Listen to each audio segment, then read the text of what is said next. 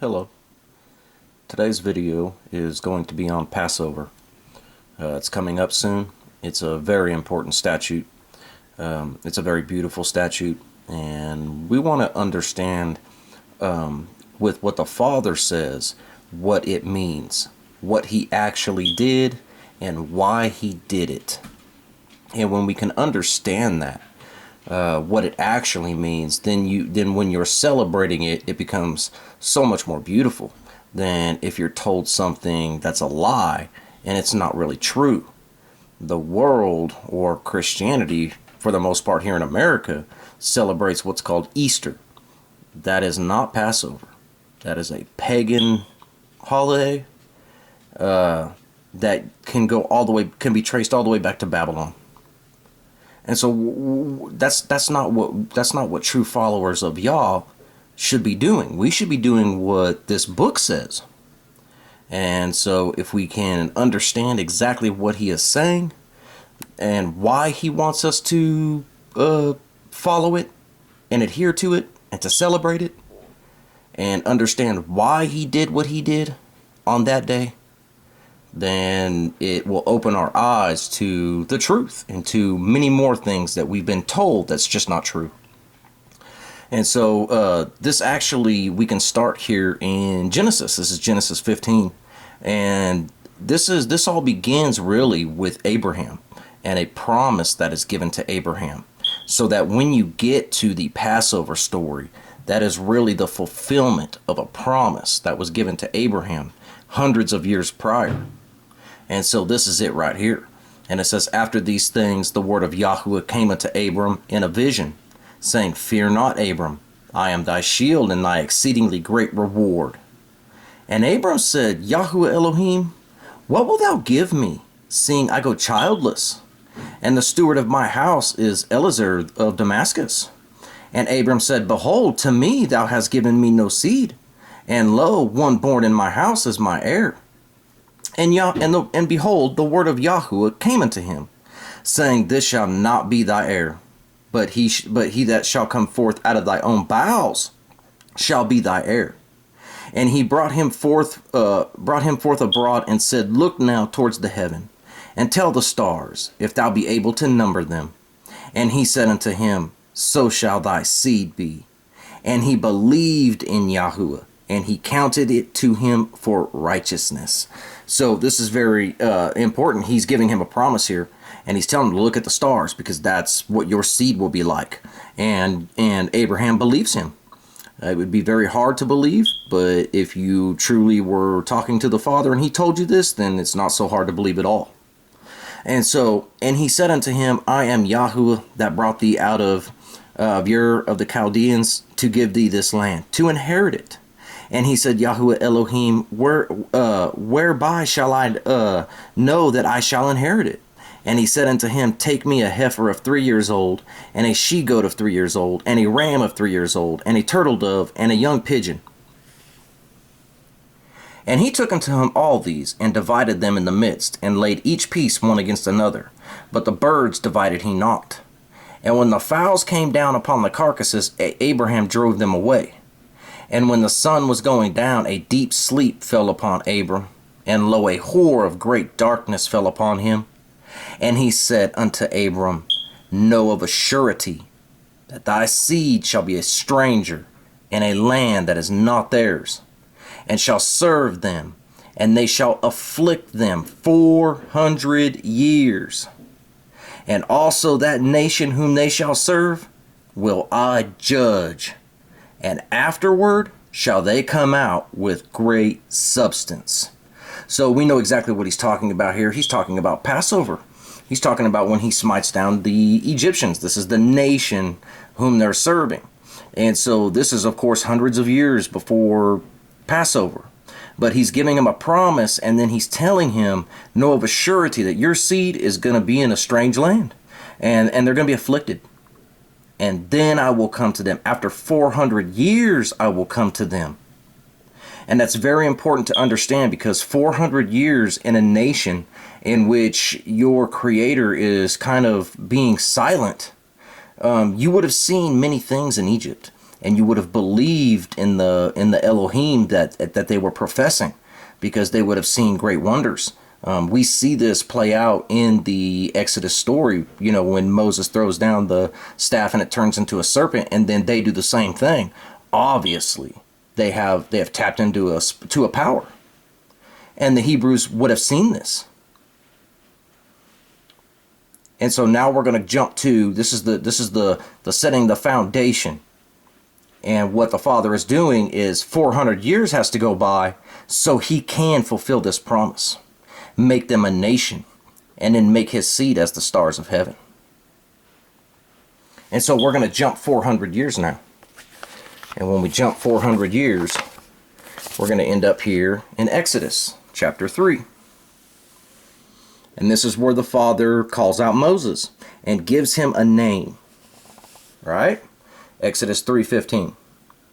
He calls out Moses, tells him he's going to go to Egypt and deliver his people out of Egypt's hand, that Egypt will not let them go, but with a mighty hand will surely let them go eventually. And so this is what we have here. And you can see him down here.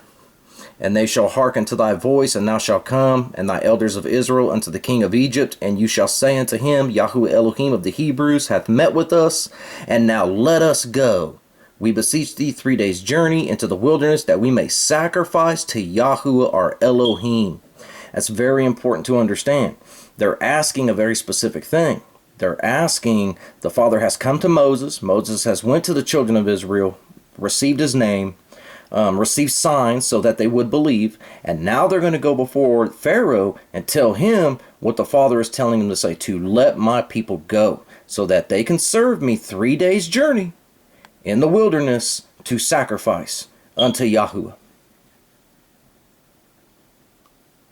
That sacrifice becomes very important when we start reading the dialogue between Moses and the Pharaoh. Because this sacrifice that he's talking about ends up being not what we think it is. It's for a whole nother purpose than what Christians teach, that's for sure. And so, like I said, understand that at this time period, it's been silent. And after 400 years, so Joseph and the children of Israel are in Egypt, and after 400 years, then the Father comes to them. They would have known of him, but they would not have known him. Because for 400 years, they've been serving in bondage. Now, the Father was always looking down on them, of course, and made them multiply and bless them, but they were still in a bad case. And that's what this is. This is the beginning of the Passover, and coming to the Pharaoh and telling him, let my people go. And so this is a big part. We're just going to go through some main verses, but go back and read it completely so you get the full understanding of every word of what was going on. This is the signs that he's giving Moses so the people would believe him.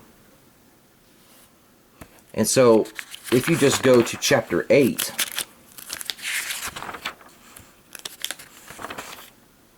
here we are.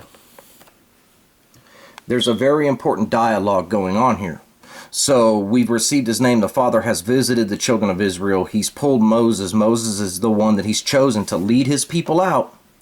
And they've been going before the Pharaoh and telling him, let my people go, so that we may sacrifice unto Yahuwah 3 days' journey. The Pharaoh's not having it. And so plagues are hitting him one after another. And what the Father is doing here is the Father is showing the children of Israel that you do not have to be afraid of the Egyptians or their Elohim. I am above them. There is none above me. I'm pulling you out as I said I would, as it was prophesied by Joseph, and you don't have to worry about anything, and I'm going to show it to you. I'm going to destroy this whole kingdom right before your eyes. You do not have to fear them anymore. You are now with me. And this is the message that he's trying to deliver to them. And so we get to this point, and it says, behold, I will send swarms of flies upon thee, and upon thy servants, and upon thy people, and into thy houses, and the houses of the Egyptians shall be full of swarms of flies, and also the ground whereon they are. And I will sever in that day the land of Goshen, in which my people dwell, that no swarms of flies shall be there, to the end thou mayest know that I am Yahweh in the midst of the earth. And I will put a division between my people and thy people. Tomorrow shall this sign be. So he's making it very clear to Pharaoh. And Pharaoh doesn't want to have it, doesn't want to hear it, doesn't want to believe it. But this is very much for the children of Israel too. He's letting them know. And Goshen will not be touched, so that you'll believe. And Yahweh did so. And there came a grievous swarm of flies into the house of Pharaoh, and into his servants' houses, and into all the land of Egypt. The land was corrupted by the reason of the swarm of flies. And Pharaoh called for Moses and for Aaron, and said, Go you and sacrifice to your Elohim in the land. See, Pharaoh's wanting to negotiate. And that's what this is all about. It's all about a sacrifice, but it ends up being a very particular sacrifice. The Father is calling his children out, and he wants to make it clear who the true Elohim is. And that's what this sacrifice is really all about. And so Pharaoh says, "You're going to do. I'll let you do this, but do it within my land, within Egypt." And Moses said, "It is not meet so to do. For we shall sacrifice the abomination of the Egyptians to Yahweh our Elohim. Lo, shall we sacrifice the abomination of the Egyptians before their eyes, and will they not stone us?" Question. We will go 3 days' journey into the wilderness and sacrifice unto Yahweh our Elohim as he hath commanded us. So you see there, he's asking him a question. He's telling him, you can sacrifice. Take away the swarms of flies, and you can sacrifice, but do it in the land. And Moses says, we can't do that. We're going to sacrifice the abomination of the Egyptians to Yahweh our Elohim. What is Moses talking about? What is the sacrifice of the abomination of the Egyptians that they're going to sacrifice to Yahweh? And then he says, will they not stone us if they see us do this? Of course they would. What he's talking about is the Egyptians had many gods, and they would use animals as representations of those gods. And Amun-Ra was the highest one. He was the highest deity that they worshipped. And the animal that represented him was the lamb. And so you can only imagine if you truly believed this and this was your culture, and lambs were to be revered and to be looked at as the highest god there was. And then you see a bunch of people taking lambs and slaughtering them and putting the blood all over their doorposts and eating them. That would be a huge abomination. They would kill you if their Amun-Ra didn't kill you first. That would be their thinking. And that's why Moses is saying, we can't do this, not in the land. You will kill us if we sacrifice unto Yahweh, because it's the sacrifice. It's called an abomination to the Egyptians. And that's very important to understand, because remember, Moses, the father, is smiting Egypt and plaguing them, and he kind of lies and says, okay, I'll do what you say, but then hardens his heart and won't do it, won't let them go. And so the Father is doing this over and over and over, making it clear who the powerhouse is, who's in charge.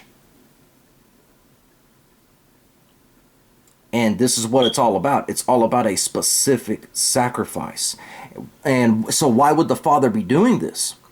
Well, like I said, after 400 years, he's calling them out, and he's making it well known that I am in control and I'm plaguing them. You're going to see me just plague them to where they're on their knees. And then their false Elohim that's been around you, their lamb that they represent as the highest Elohim there is, you're going to slaughter it right in front of them. They would have to make a choice. The Father is telling you, you are not to be afraid of the Egyptian. Because if you did that, it's punishable by death. It says it right here. They'll stone you. So by doing that, you are basically saying, I no longer fear you, Egypt. I fear Yahweh. And I'm slaughtering the false Elohim right in front of your face, and in my heart, I'm getting rid of them.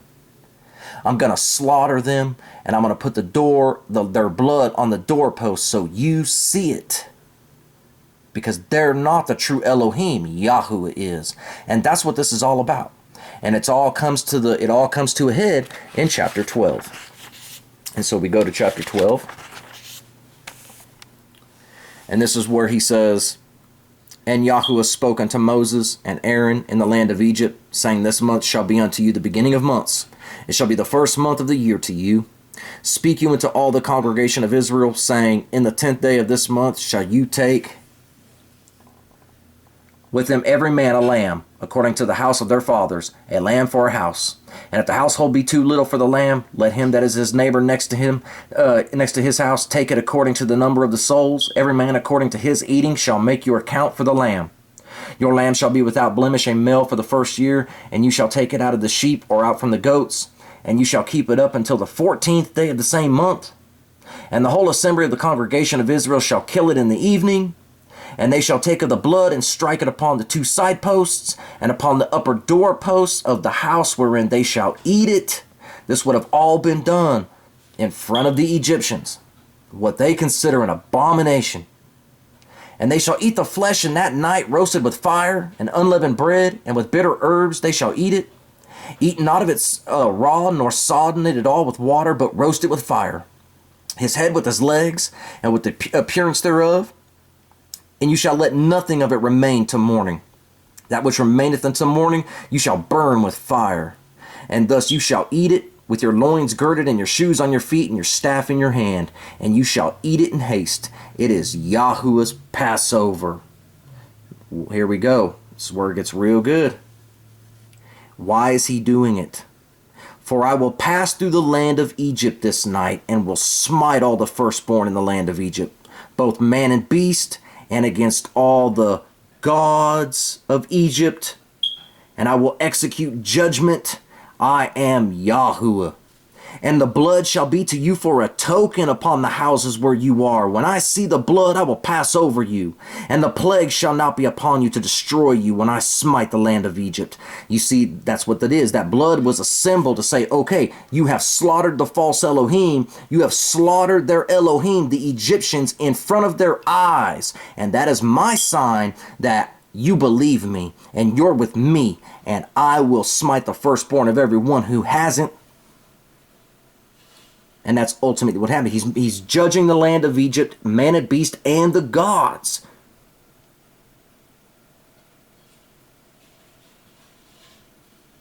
The Egyptians it would have been a horrific thing for them to see. And then that night, you have to think, they would be thinking, come tomorrow, you all are as good as dead. But then in the night, that death comes, and all the firstborn of Egypt is smited. So not only did they slaughter what's supposedly the representation of Amun-Ra and ate him, but then that night it was Egypt that was plagued. It would have been terrifying. It would have been terrifying. And so here you can see it. This is when it's actually happening. And it says, and the Egyptians were urgent upon the people that they might send them out of the land in haste, for they said, we be all dead men. And the people took up their dough before it was leavened in their kneading, and bound it up in their clothes and upon their shoulders. And the children of Israel did according to the word of Moses, and they borrowed the Egyptians jewels and silver and jewels of gold and raiment. And Yahweh gave the people favor in the sight of the Egyptians, so that they lent unto them such things as required, and they spoiled the Egyptians, just as it said in Genesis, the promise that he made to Abraham. This is the fulfillment of that promise. They are now a people. They're big enough to be a people, and he's introducing himself to them, and he's making it known to them who the most powerful is, and that their Elohim are false, and we are going to destroy them. So you know this, and you know that they hold no power over us. And the children of Israel journeyed from Ramses to Succoth, about 600,000 on foot, that were men besides children, and a mixed multitude went up. with much cattle, and they baked unleavened cakes of the dough, which they brought forth out of Egypt, for it was not leavened, because of means by this service, that you shall say, it is Yahuwah's Passover. Oh, sorry. We missed one. And it shall come to pass, when your children shall say unto you, what mean you by this service?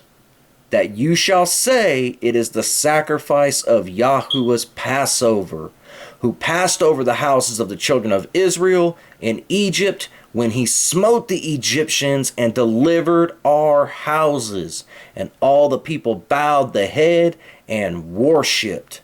That's what this was all about, an introduction. And he's telling you, he also tells us that we're to keep this forever. It's to be an ordinance forever. Forever. It's right here. Verse 14. For I will pass through the land of Egypt this night, and will smite the firstborn in the land of Egypt, both man and beast, and against all the gods of Egypt will I execute judgment. I am Yahuwah, and that blood shall be for you for a token. So we read that. And this day shall be unto you for a memorial, and you shall keep it a feast to Yahuwah throughout your generations. You shall keep it a feast by an ordinance forever. You see, he gave us the exact day to do it, the 14th day of the month. They're to put it up on the 10th, and on the 14th they kill it. And then he goes into the unleavened bread. That's during the 7 days leading up to Passover. It's all right here in the book. All we have to do is follow directions and understand what he did and why he did it. It has nothing to do with sin. Nowhere in here are you hearing anything about atonement for the children of Israel. Take you a lamb to atone, to make you clean, to sanctify you. Nothing along those lines. It has everything to do with Egypt and the doing things in front of the sight of the Egyptians and the smiting of the Egyptians. Passover has nothing to do with sin, atonement for sin, anything of the nature. It's not even mentioned because it has nothing to do with that. It has everything to do with the Father introducing himself and fulfilling a promise and letting the children of Israel know, I am here, I'm with you, and there is nobody above me. Their Elohim that you saw are false, and there is none as powerful as I am. I am that I am. Reverting back to the very beginning, Exodus 3, when he first introduces himself. And so I hope this helps. Read the whole story. It's beautiful. But when you can understand the dialogue of what's going on and the abomination of the Egyptians and why they couldn't sacrifice in the land, ultimately having to, but what is the end result of that, of course, is Passover. And the children of Israel being delivered and Egypt being smited and judged, just as it says he would do in Genesis 15. And that nation that they serve shall I judge. Will I judge them? And they will leave with a mighty substance. And so all praise and glory to Yahuwah. He does many beautiful things on Passover, like huge, monumental. This is one of them. When he smited the 185,000 Assyrians around the Jerusalem walls with King Hezekiah, that was done on Passover. We're looking for something mighty really soon, and it would be no better time than on Passover this year, right now. Now is our time. I truly believe it. And so I love you guys all. Glory to Yahushua. Thank you for your son. Thank you for truth and understanding. Thank you for Passover. We look very much forward to celebrating it this year. Hopefully with a mighty wonder finished. In Yahuwah's name, Amen.